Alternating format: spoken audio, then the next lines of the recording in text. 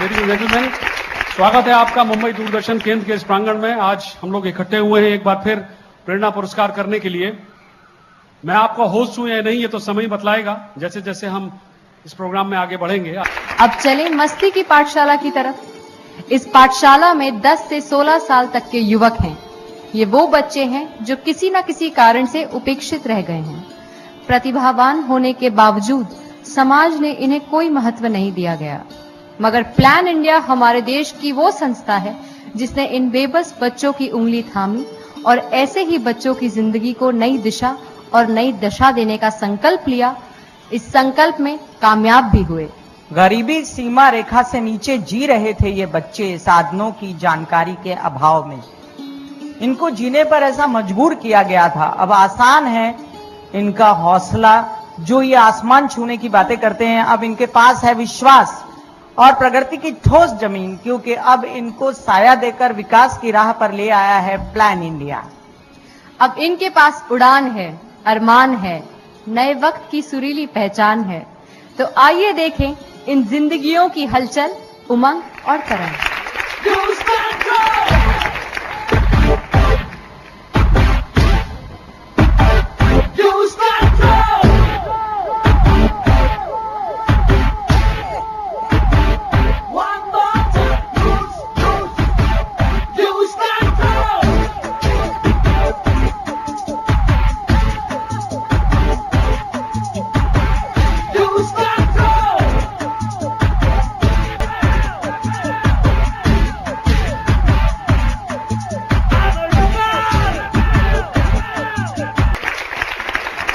हम अपने सम्माननीय अतिथियों से जिंदगी की बातें कर रहे हैं। बातों के दौरान वो बातें भी हो जाती हैं जो हमें न सिर्फ रोशनी दिखाती हैं बल्कि हमारी अंतर चेतना को भी जगाती हैं।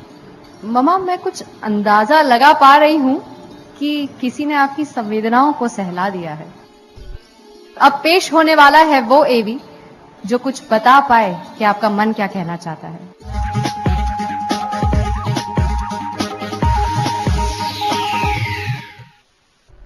शालिनी जैसी बेटियां हमारे समाज का आभूषण हैं। तमाम तरह के बंधनों, सीमाओं और रुकावटों के बावजूद एक सफल जीवन जीना कोई मजाक नहीं।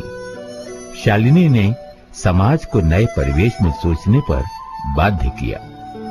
पिता और भाई के विरोध के चलते 8वीं कक्षा से ऊपर जाना मुश्किल हुआ, लेकिन मां का सहयोग और समर्थन उसे आगे बढ़ाता गया। 9वीं और 10वीं में भी पास होती चली गई। अब फिर वही समाजी अड़चने। पिता ने कहा, बड़ी हो गई हो, विवाह करो। मगर शालिनी आगे बढ़ने को उत्सुक। हम पढ़ना लिखना चाहते हैं क्योंकि जिस तरीके से आज समाज की स्थिति है, समाज में लड़कियों की स्थिति है, कहीं पर वो दहेज के लिए जलाई जा रही हैं, कहीं पर कुछ हो रहा है। अगर लड़कियां भी पढ़ी लिखी नहीं अपने पैर पर खड़ी हो सके तो शायद समाज में ऐसा नहीं होगा। मां ने फिर मदद की।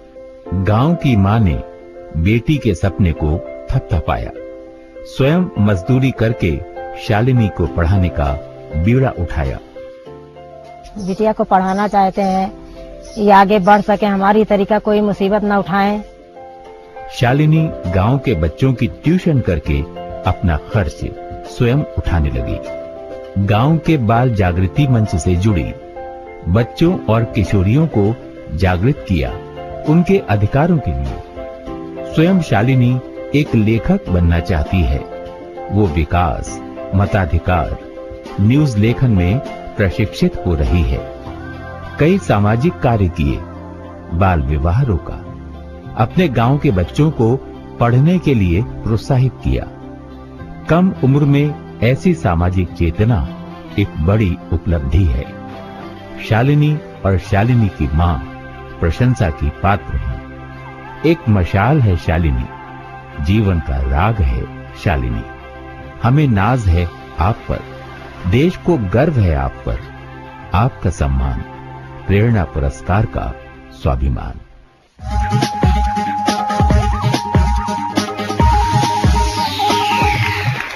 इस ऑडियो विजुअल से मैं इतना जरूर समझी कि अंधेरे में दिया जलाने के लिए किसी की मदद नहीं, खुद पर भरोसे की दरकार होती है। तेज हवा के झोंके का डर सताएगा जरूर, तो ना तो दिया जला सकेंगे, ना अंधेरा मिटा सकेंगे।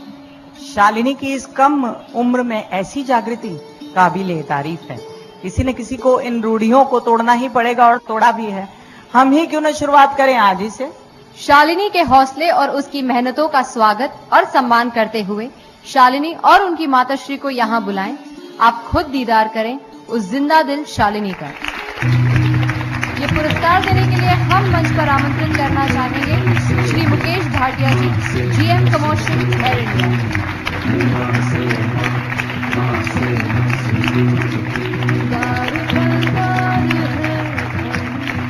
मैं चाहती हूँ कि मेरी तरीका मेरी बच्ची कभी दुख न उठाए और न किसी के सामने सर झुका सके।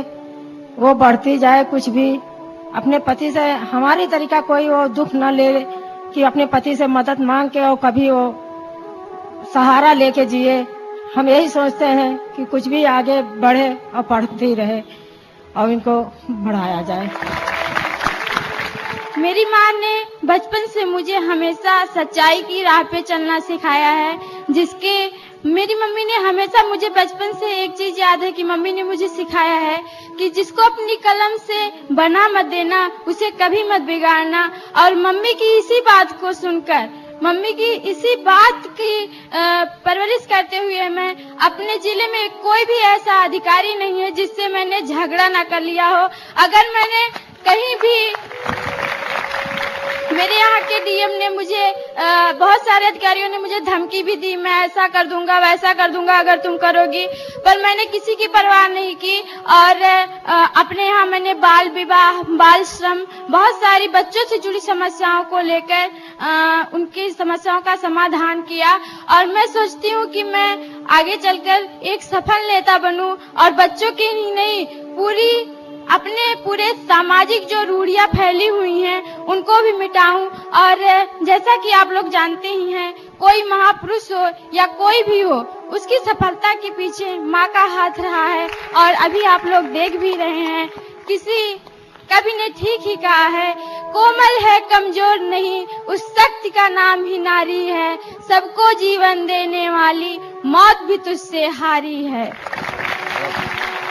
धन्यवाद मुकेश जी, आपने मुझे यहाँ बुलाया। हम लोग तो एयरपोर्ट मंच पे होते हैं, या इस मंच पे पहली बार हूँ। बहुत बहुत धन्यवाद मुझे बुलाने के लिए। और हमें और आपकी जो सोच है प्रेरणा पुरस्कार की, बहुत अच्छी सोच है, बहुत क्रिएटिव हो सर। मैं आपको जानता हूँ इतने सालों से। बहुत बहुत धन्यवाद मुझे बुलाने के लिए। इतना टैलेंट और इतना हमारे देश में है, ये हम लोगों को शायद स्पेशली हम लोगों को एयरपोर्ट में नजर नहीं आता है। और मैं समझता हूँ हम लोग तो न्यूज़पेपर के माध्यम से ही या किसी और चैनल और इलेक्ट्रॉनिक मीडिया के माध्यम से ही हम लोगों को मालूम पड़ता है, लेकिन जब आप लोगों से मिले, इतने प्रतिभाशाली लोग हमारे देश में हैं, माँ बेटियों का जो प्यार है, जो त्याग है, मैं बहुत ही ज्यादा भावुक हो गया एक्चुअली अभी देखकर। और मुझे भी अपनी माँ की याद आ गई। उनको मैंने I lost her 4 years back. So बहुत बहुत धन्यवाद मुकेश जी, आपका बहुत बहुत धन्यवाद। Thank you. पूरा हुआ क्लिनिक प्लस प्रेरणा पुरस्कार का ये शानदार सफर।